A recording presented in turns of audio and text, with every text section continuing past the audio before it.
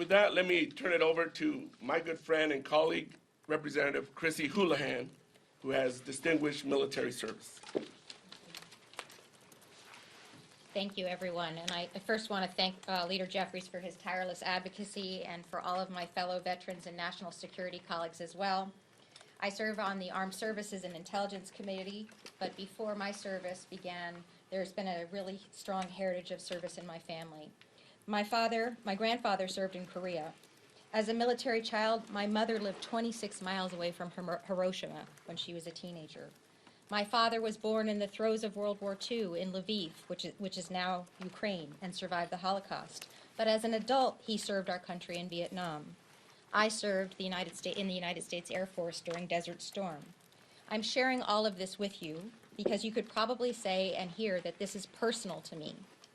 I intimately see the connection between Ukraine and Israel, Asia, and this, our great nation.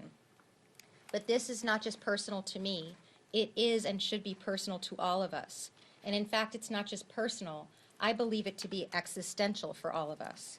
If the U.S. does not continue to lead, and lead now in protecting democracies, I genuinely fear, and clearly many of my colleagues do as well, that generations of my family, families with stories just like mine and yours, will pay the consequences.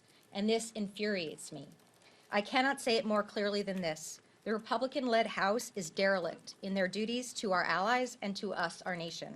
We need to vote, and vote now, to aid Ukraine, Israel, Taiwan, and for humanitarian purposes. For our allies, for ourselves, and for our future, Speaker Johnson needs to find the courage to bring this to a vote.